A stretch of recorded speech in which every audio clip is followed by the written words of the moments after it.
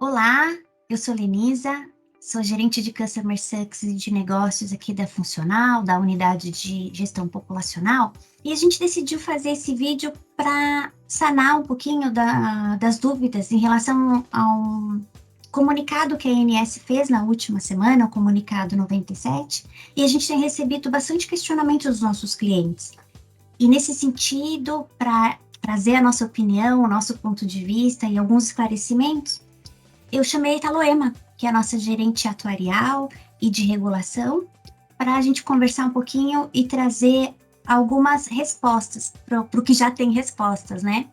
Então, Ita, eu queria direcionar para você uma pergunta, que é, em função desse comunicado da ANS e a expectativa de que aconteça um impacto em relação ao capital baseado em risco, né? Que seria em relação às garantias financeiras das operadoras. Vai ter redução do montante a ser provisionado, do impacto no cálculo? Como é que isso funciona? Perfeito, Lê. Olá, pessoal que nos assiste aqui nesse vídeo. Bom, antes de responder exatamente essa pergunta, a gente precisa contextualizar sobre esse tema de capital baseado em riscos, né?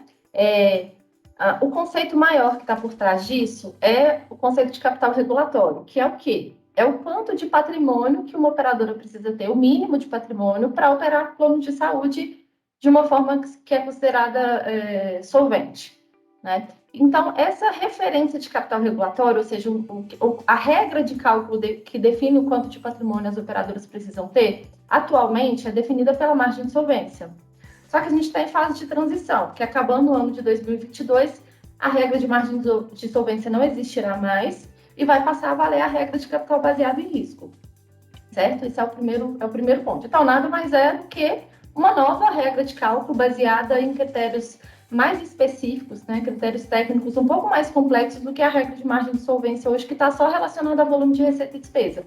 Então, o capital baseado em risco, ele é um pouco mais complexo, né? Ele vários níveis de risco, subscrição, mercado, crédito, legal e operacional, e cada componente ali considera variáveis diferentes. E, enfim, seguindo essa regra de cálculo, as operadoras vão definir o quanto que elas vão ter de patrimônio. E aí, o que aconteceu? Dentro desse pacote de medidas que a ANS anunciou nessa reunião de diretoria colegiada, né, e depois com esse comunicado que você citou, apenas uma dessas medidas já está valendo, né? Então, as outras ainda vão passar por consulta pública e é sobre essa que a gente vai falar. Essa medida visa o quê? Na verdade, não é uma liberação de recurso, é assim, várias operadoras atualmente têm suficiência de patrimônio em relação ao mínimo que é exigido pelo cálculo da margem de solvência. E esse tipo de situação, né, de desequilíbrio dessa garantia, né, de patrimônio em relação à margem de solvência, pode levar a operadora a algum tipo de intervenção. Então, por exemplo, ela pode ser enquadrada num plano de adequação econômico-financeira, que seria um TAUF ou um PLAF. Ela pode até ter uma direção fiscal por conta disso, dessa insuficiência de patrimônio. Só que, quando a gente simula esse cálculo do capital baseado em risco, para essas operadoras, muitas delas que estariam desenquadradas na regra de margem de solvência, ficariam solventes se fossem avaliadas, se o seu patrimônio fosse avaliado pela regra do capital baseado em risco.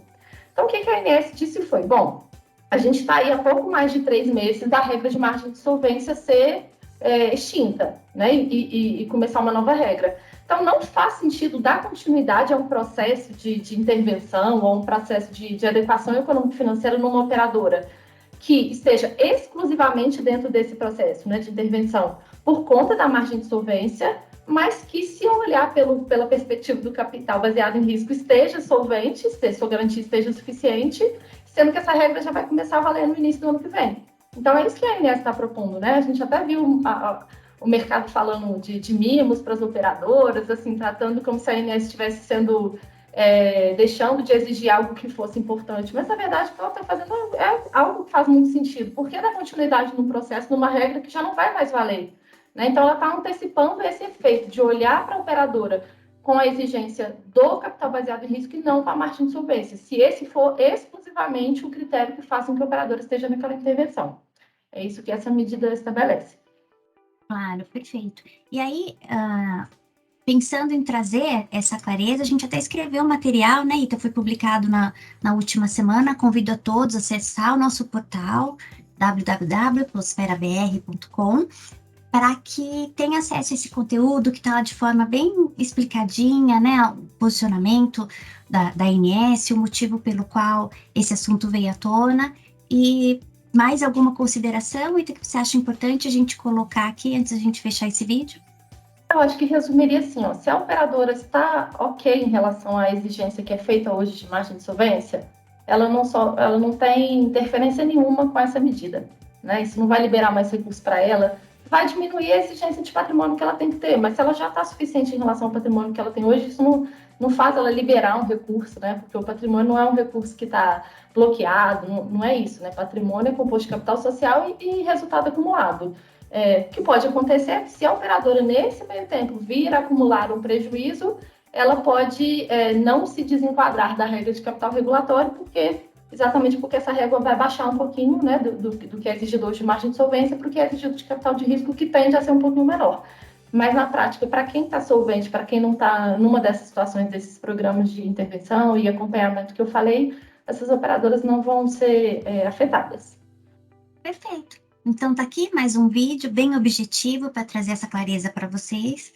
E assim como todos os outros assuntos, a gente está à disposição para discutir cada caso de cada operadora e esclarecer qualquer dúvidas que venham a partir desse tema. Muito obrigada a todos, até a próxima.